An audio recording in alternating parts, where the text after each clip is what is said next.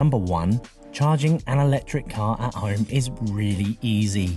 Charging your car at home might seem like a daunting or strange thing to do, but we promise you'll be a natural in no time. Here are some pointers. Plugging in is simple. Find the charge port on your car, take the charging cable, which is often supplied with the vehicle, and plug it into the car socket and then a power source. Charging doesn't take very long.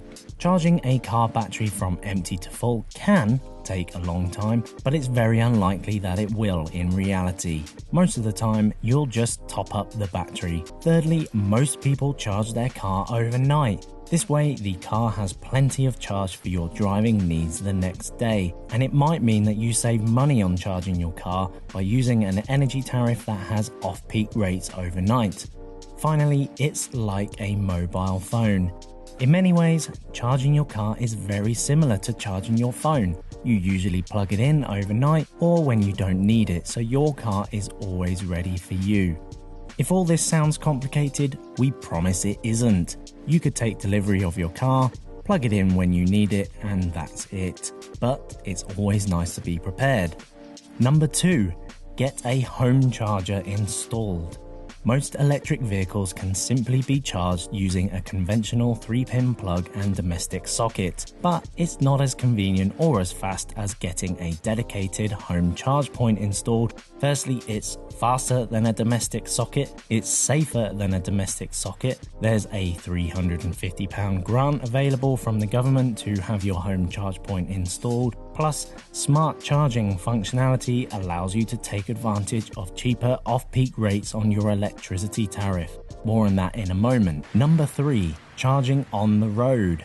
Most electric car drivers charge at home most of the time. In fact, it's quite rare to need to use a public charge point, but here are some scenarios where you might need to. For example, you're going on a long journey or family trip which is beyond the range of your electric car. You may be away from home and need to top up the battery while you're there.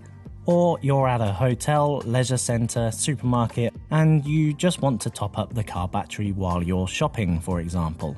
For longer journeys, most people have a bladder range that runs out well before your car's range would. Simply plan a comfort break on your route and plug your car into a public charge point while you're there.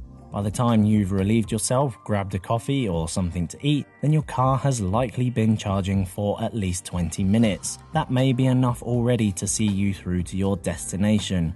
Most electric cars are equipped with what's called rapid charging and will get an 80% recharge in around 30 to 45 minutes from empty, although this can vary from vehicle to vehicle.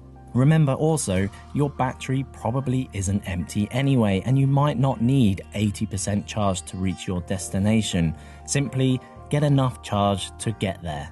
Number 4, driving an EV is different, but in a good way. If you've already test driven your electric car, then you probably have a pretty good idea of what it feels like, but here's a reminder just in case. The silence. The first thing you will probably notice about an EV is just how quiet they are. With no engine or pistons moving at great speeds, you are left with the soothing peace of the interior. On motorways, it's true you will notice more wind and tyre noise, but this is no louder than a conventional car. There's just no noisy engine to mask the sound. You'll soon get used to it and learn to enjoy the quietness of an EV, or you can stick the radio on. No gears. Electric cars don't have gears, not in the traditional sense anyway. They have drive or forwards and reverse. Simple. Regenerative braking. Once you get over the quietness of an EV, then regen braking is probably the biggest change compared to a conventional car. Simply put, when you lift your foot off the accelerator, the car will begin to actively decelerate. Regen braking is different to coasting. The car will slow down quite a lot without using the friction brakes, all the while recovering this kinetic energy into the battery. In practice, it means you don't need to use the brakes as often and you get some energy back into the car's battery. Most cars let you adjust the severity of the regen braking, or you can turn it off completely if you don't like it. Instant power.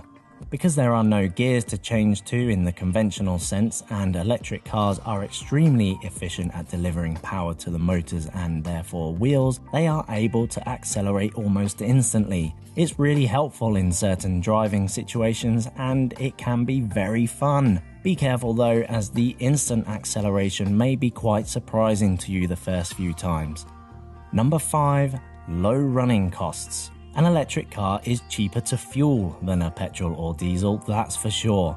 Electricity is cheaper than fuel, plus electric cars have far fewer parts, which means fewer things to go wrong and lower repair costs. But did you know you can save even more money by choosing the right energy tariff?